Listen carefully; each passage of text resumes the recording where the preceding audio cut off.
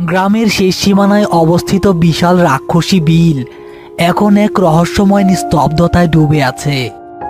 দিনের বেলা যে বিল শাপলা আর কচুরিপানায় শান্ত দেখায়, রাতে তার রূপ বদলে যায় ভয়ঙ্করভাবে। এমনই এক গা চমচমে পরিবেশে কাদায় পা ফেলার শব্দ তুলে এগিয়ে আসছে দুটি ছায়া, আরিফ আর তার সহকারী সেলিম। তাদের হাতের ম্লান টর্চের আলো সেই আদিগন্ত অন্ধকারের সাথে বারবার যুদ্ধ করতে করতে হার মানছে। ইস উস্তাদ, আর কত দূর? এই রাক্ষসী বিলের আইল তো সাপের পিঠের মতো পিছলা। এই অন্ধকারে বিলের মাঝখানে দিয়া না আইসা গুইরা আইলে কি এমন ক্ষতি হইতো? পার দিয়া গেলে অন্তত ডরটা তো কম লাগতো। আরে গুইরা আইলে ভোর হইয়া যাইতো। আর তুই তো জানস আমার লগে থাকলে রাইতের বেলা কোনো ডর নাই। এই বিলের নারী ভুরি সব আমার চেনা। শুধু একটা কথা মনে রাখবি, বিলের দিকে ডানে বামে একদম তাকাইবি না। সোজা আমার পিঠের দিকে চাইয়া হাঁটবি, কোনো আওয়াজ কানে নিবি না। উস্তাদ, আওয়াজের কথা কইলেন কেন? আপনি কি কিছু শুনতে পাইতেছেন? মনে হইতেছে হোগলা বনের ভিতর থাইকা কেউ আমার নাম ধইরা ডাকতেছে, খুব হালকা ফিস ফিসানি আওয়াজে। চুপ কর, ওই সব মনের ভুল। এই রাক্ষসী বিল মানুষের মন নিয়ে খেলা করে। তুই যত বেশি ভয় পাবি, বিল তোরে তত বেশি ভয় দেখাইব। ভয় পাইলে কলিজার শক্ত করবি আর পা চালাইয়া হাঁটবি, সামনে বিপদ থাকতে পারে।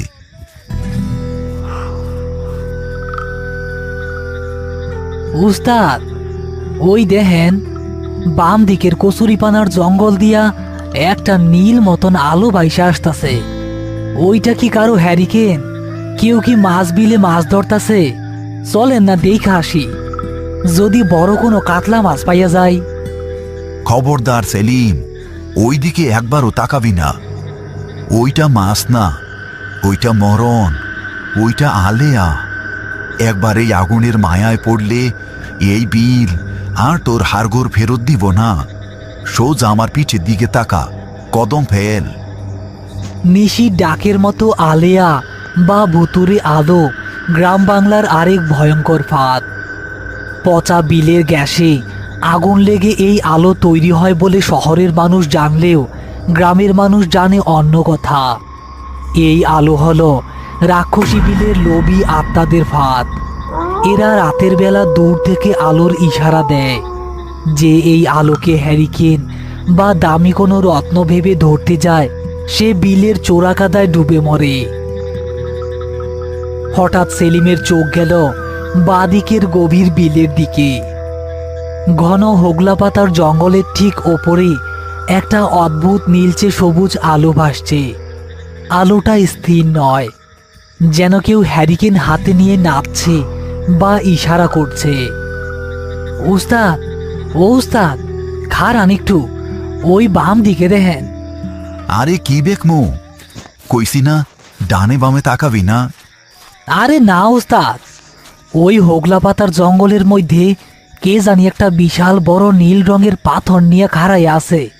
পাথরটা থেকে আলো বাইর হইতাছে, মনে হইতাছে কোন রাজার আমলের গুপ্তধন। আরিফ থমকে দাঁড়ালো।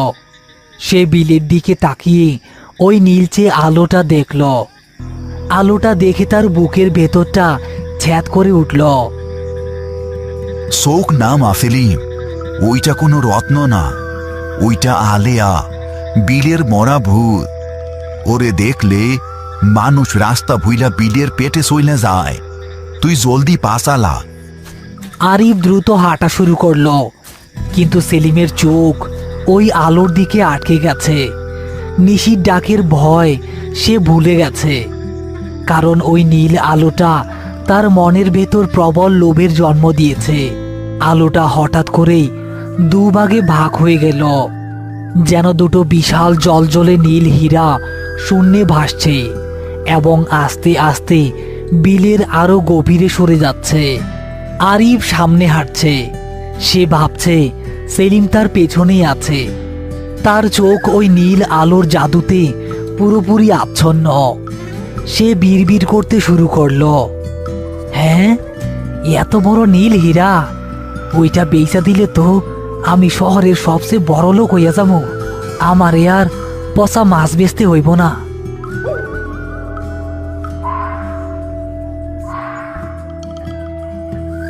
আলোটা একটু সামনে এসে যেন সেলিমকে ডাকল। সেলিম তার হাতের বাঁশের লাঠিটা আইলের উপর ফেলে দিল। সে আর আইল দিয়ে হাঁটল না, সোজা ডান পা বাড়িয়ে দিল বিলের এক হাঁটু সমান কালো কাদার ভেতর। আলেয়ার মায়া বড় অদ্ভুত, সে মানুষের মনের সবচেয়ে গোপন লোভটাকে জাগিয়ে তোলে। সেলিম জানে বিলের কাদা কত গভীর, কিন্তু মোহজালে আটকা পড়ে সে এখন ভাবছে ওই কাদা পার হলেই সে পেয়ে যাবে তার স্বপ্নের নীল হীরা। সেলিম আচ্ছন্নের মতো কাদা ভেঙে বিলের গভীরে এগুতে লাগল। কচুরি পানায় তার পা ভরে যাচ্ছে, কিন্তু সেদিকে তার কোনো হুঁশ নেই। আলোটা একটু একটু করে পেঁচাচ্ছে আর সেলিমকে গভীর চোরাবালির দিকে টেনে নিয়ে যাচ্ছে। আরিফ হঠাৎ বুঝতে পারল তার পেছনের পায়ে হাঁটার শব্দটা আর শোনা যাচ্ছে না। সে টর্চ ঘুরিয়ে পেছনে তাকালো। আইলের ওপর শুধু সেলিমের ফেলে যাওয়া লাঠিটা পড়ে আছে, কিন্তু সেলিম নেই। ইয়া মাবুদ, সেলিম, গড় দপরে আবার কোন বিপদে পা দিলি? আরিফ টর্চের আলো বিলের দিকে ফেলতেই দেখল আইল থেকে প্রায় 20 হাত দূরে সেলিম গলা সমান কচুরিপানার ভিতর দিয়ে হেঁটে যাচ্ছে, আর তার ঠিক 5 হাত সামনে ভাসছে সেই ভয়ঙ্কর নীলচে আলো। আলোটার আকার এখন অনেক বড় হয়ে গেছে। সেলিম, ফিরায়, ওইটা চোরাবালি, আর 2 কদম সামনে গেলেই তুই তলায়া যাবি। কিন্তু সেলিম কিছুই শুনতে পাচ্ছে না। সে এখন চোরাবালির ঠিক কিনারে। আলোটা হঠাৎ থেমে গেল। নীল আলোটার ভেতর থেকে হঠাৎ একটা কঙ্কালের মুখ ভেসে উঠল। কঙ্কালটা সেলিমের দিকে তাকিয়ে বিকট একটা হাসি দিল। সে হাসি শুধু সেলিমই দেখতে পেল। হ্যাঁ, এই হীরা, আমার আমার নীল হীরা। সেলিম চোরাবালির উপর পা রাখল। চোখের পলকে তার হাঁটু পর্যন্ত কাদায় গেঁথে গেল। সে যতই পা তোলার চেষ্টা করছে ততই সে দ্রুত কাদার নিচে তলিয়ে যাচ্ছে। কাদার ঠান্ডা স্পর্শে হঠাৎ তার ঘোর কাটল। চোরাবালির নিয়মই হলো যে যত বাঁচার জন্য ছটফট করবে কাদা তাকে তত দ্রুত গিলে ফেলবে। আলেয়া এই সুযোগটাই নেয়, শিকারকে ভয় দেখিয়ে ছটফট করতে বাধ্য করে, যাতে সে জলদি কাদার নিচে সমাধিত হয়। আরিফ আইলের ওপর সেলিমের ফেলে দেওয়া সেই লম্বা বাঁশের লাঠিটা তুলে নিল। সেই সাবধানে চোরাবালির নিরাপদ সীমানার কাছে গিয়ে লাঠির এক মাথা সেলিমের দিকে বাড়িয়ে দিল। সেলিম, লাঠির মাথাটা শক্ত কইরা ধর, আর নিজের শরীরটা কাদার উপর ভাসাইয়া রাখার চেষ্টা কর।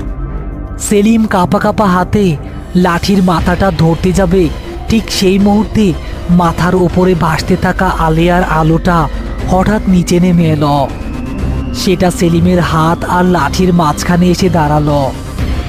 নীল আলোটা থেকে তীব্র একটা ঠান্ডা বাতাস বের হচ্ছে, যা আরিফের টর্চের হলুদ আলোটাকেও কাঁপিয়ে দিচ্ছে।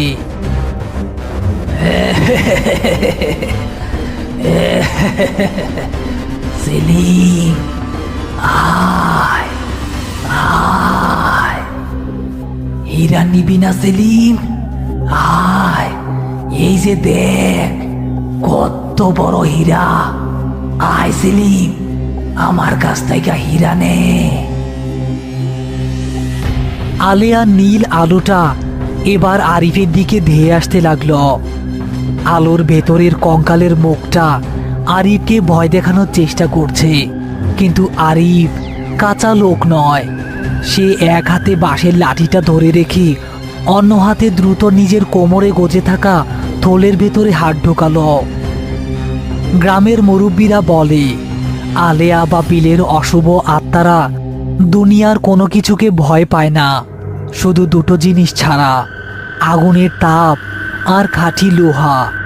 আরিফের থলেতে সবসময় মাছ কাটার একটা পুরনো ধারালো লোহার কাটারি থাকে।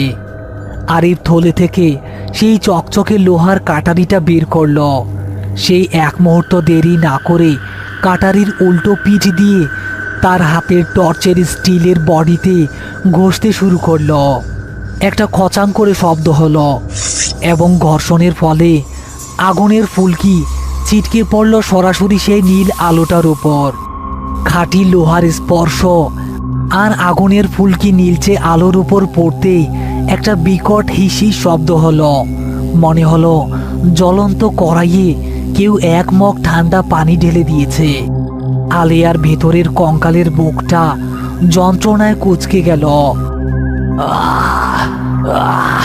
পুইরা গেল, সব পুইরা গেল। তুই আমার শিকার কাইরা নিলি, আমার শিকার কাইরা নিলি।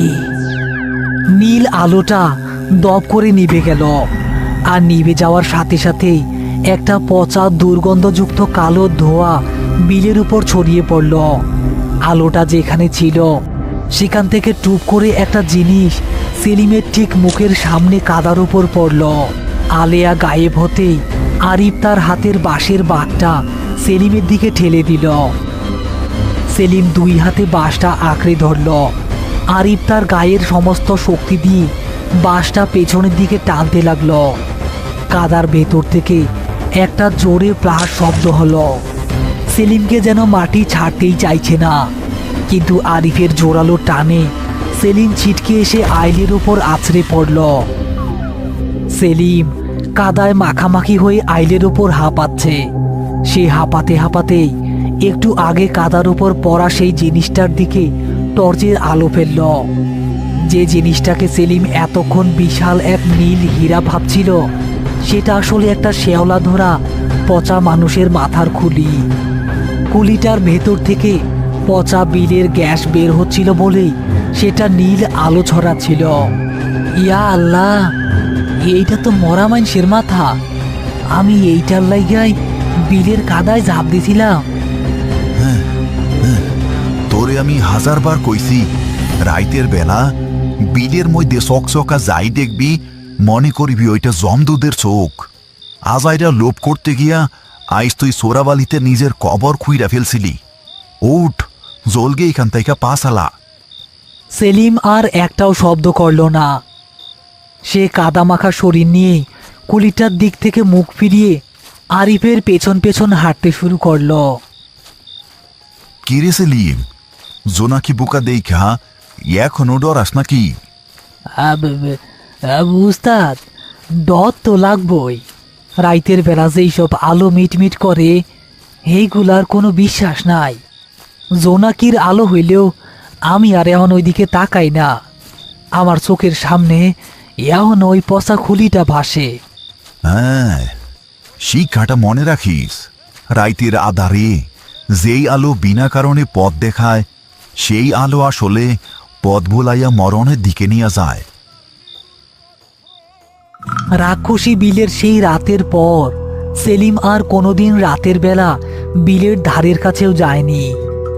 গ্রামের মানুষ এখনো বলে আমাবস্যার রাতে রাক্ষসী বিলের হোগলা পাতার জঙ্গলে মাঝে মাঝে নীলচে আলো নেচে বেড়ায়। লোভী মানুষদের পথ ভুলিয়ে গভীর চোরাবালিতে টেনে নেওয়ার জন্য আলেয়া আজও অপেক্ষা করে থাকে।